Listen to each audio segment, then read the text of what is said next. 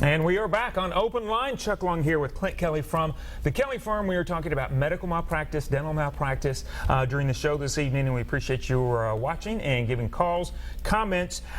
When you think about medical malpractice, sometimes people, I think they may have a case, but then they don't call, they don't do anything.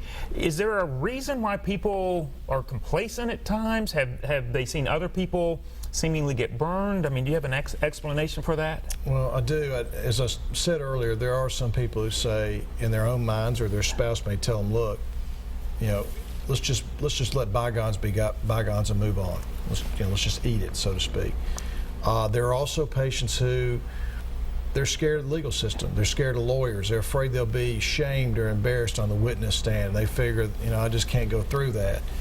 There are also patients who won't call because they think they got to pay money for a consultation. They have to pay money for the case, and they like, look, I've already been broken by the medical system. How am I possibly going to pay for a lawyer?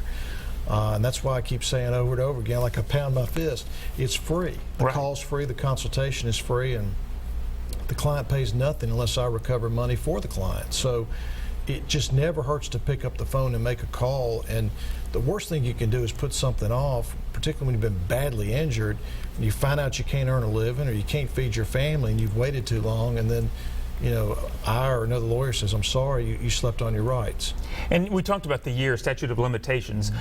Where does that figure? Because there's a certain point, some people think, oh, you know, it's from what date, or tell us about that. Right, it's 1 year from the date of discovery of the injury, and so what the law presumes is if someone finds out they've been injured, then they have 1 calendar year from that date to serve a pre-suit notice.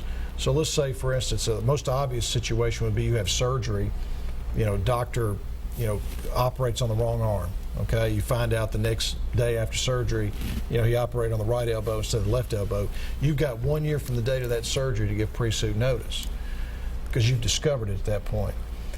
Take another situation where a doctor has removed the right ovary instead of the left ovary, and the patient doesn't know it until 1 month post-op when the doctor tells them at the post-op visit, hey, I took out the wrong ovary, because the patient ain't gonna know it's sewn up, it's inside. Right. You would have 1 year from the date of discovery that wrong ovary was taken. Or say, for example, a physician prescribes the wrong medication, and over the course of a few weeks or a few months you progressively get worse, and say after the 3rd or 4th month the doctor says, hey, you got the wrong medication. You would have 1 year from that date to bring pre-suit notice. But the key is, whenever you suspect something has happened to you that's the result of medical negligence or a medical mistake, you've got 1 year to do something about it. And you ought to not wait 1 year, you ought to not wait 1 day. You ought to get on the phone and make a call. Because the longer you put it off, the more you risk the fact that you may not be able to bring a claim. And so there is that 1 year statute of limitations, but from the time that they contact you, how long would a case typically take? That's another good question. It really depends on the complexity of the case. I've had cases resolved within about 14 months. I've had cases that took 3.5 years. Ones that went, you know, to the Court of Appeals. I had one case went to the Supreme Court. So it really depends on whether you settle the case. I settle about 3/4 of my cases. The other 25% go to trial, and I can usually get to court and try a case within 1.5 years of the date that I file the complaint, that I actually bring the lawsuit. Okay, let's go back to our lines right now. Bobby is on the line with us. Bobby, thanks for watching. Do you have a question or a comment for Clint? Yeah, good evening, and hello, Attorney Kelly. My question is, why is it that in Tennessee and usually in the southern parts of our country, jurors can decide with hospitals and doctors until it's them or one of their loved ones that's injured, then they want juries to rule in their favor. But why is that, and why does it tend to be in the South, and what states are more progressive and more toward being patient-friendly as far as juries are concerned? What states versus like the Tennessee and southern states? And I'll hang up and listen, and you guys have a great evening. Okay, thank you, Bobby. All right.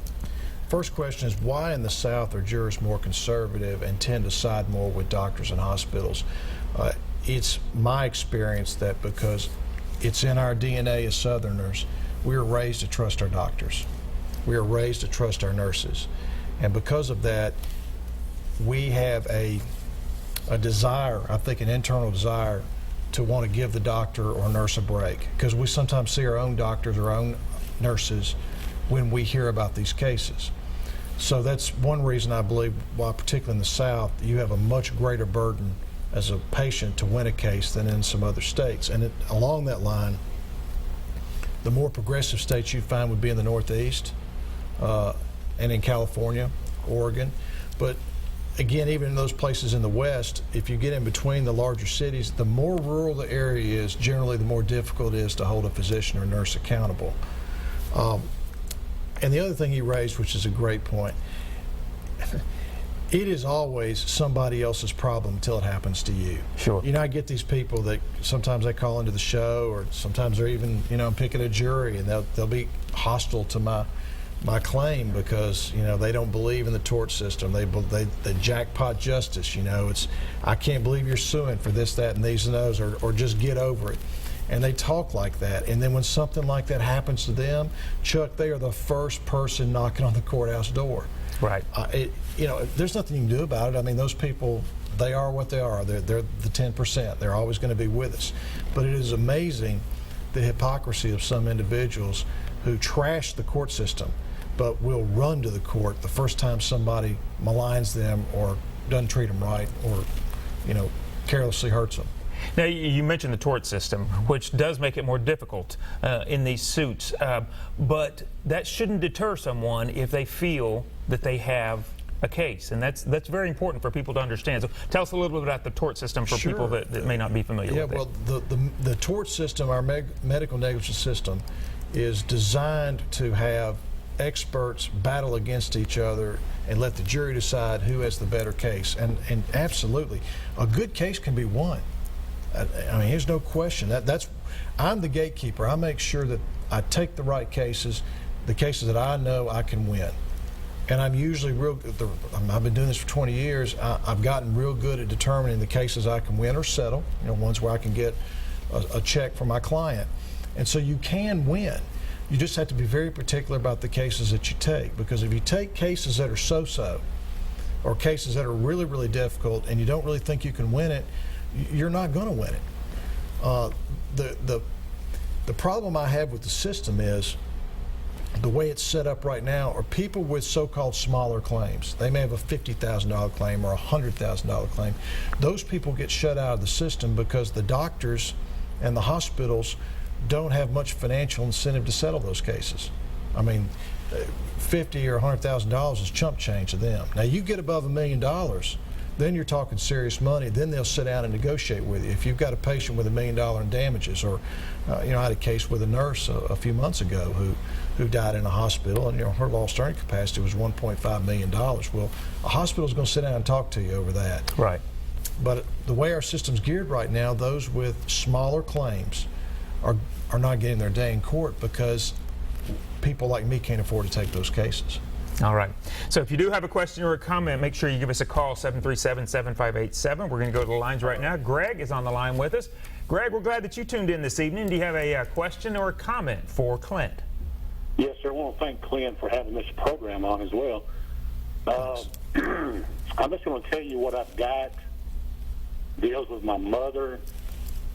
You were talking about just moments ago about you have a year for malpractice issues.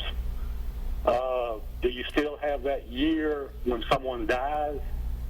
Because I was always knowing that death, whether it's a murder from 1990 or someone caused someone to die from years ago and it's found out, it doesn't die. You still have an opportunity to go after someone that caused someone to death. Is that correct? Yeah, now, Greg, there's two different things going on here. In the criminal world, where someone actually kills somebody, murder, there's no statute of limitations for murder.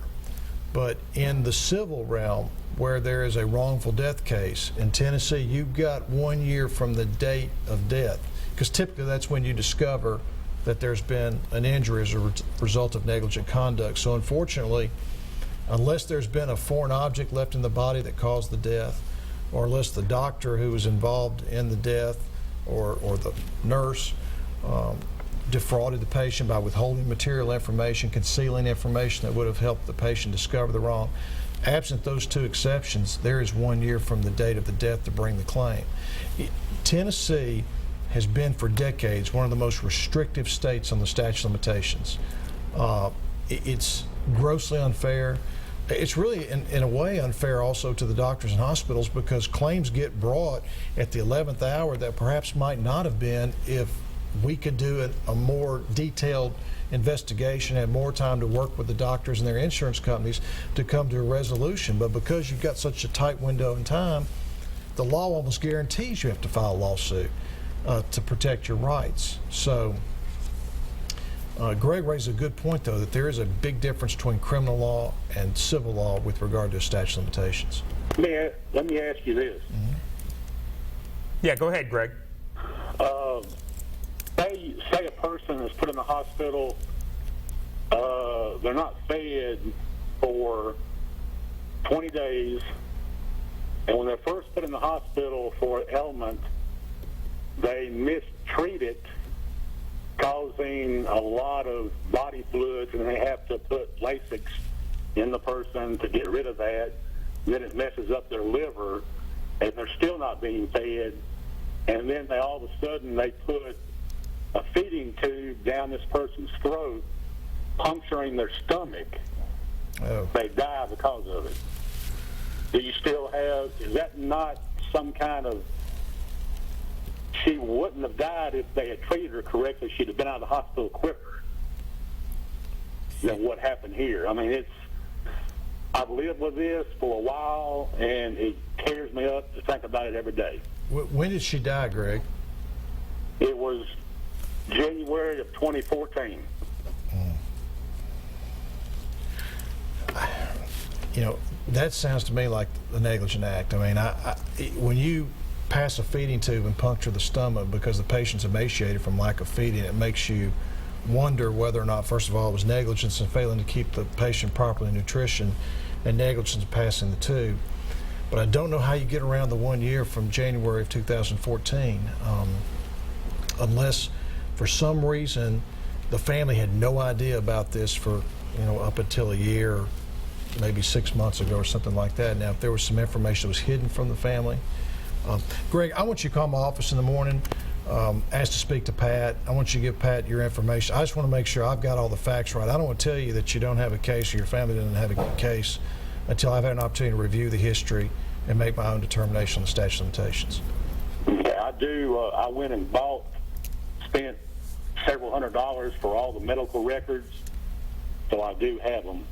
All right, well, I think the key thing you need to talk to Pat about is when you or the family discovered something happened to your mother that might have been the result of a wrongful act or wrongful conduct, and she'll know exactly what questions to ask you.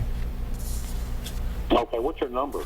615-824-3703. Thank you, sir. I will call her. Thank you, Greg. Absolutely. And if you are watching, we will put the full screen up just so that you have it as you're calling in this evening. It's important, as we were talking, there's the number for you right there on the screen for the Kelly firm. That's 615-824-3703. And of course, Greg, like I said, you call that number tomorrow. Give Clint's office that call. And if you're watching tonight, one of the things that Clint has stressed is the call cost nothing. The consultation costs nothing, and it's so important. And I think a lot of times that's why people don't call. They're thinking, "Oh my gosh, the consultation is going to be $400 or $500, and it's going to cost me something." But it doesn't. No, it's free. It's free every time. It's free when I take the case. It's free when I pursue the case, and it's free until I recover money for the patient. That's the only circumstance in which the patient's going to pay. So absolutely call. It costs nothing. Okay. All right. Well, we appreciate that. We are going to take a short break. We've got some callers on the line with us. We will get to those calls right after this break. You are watching Open Line.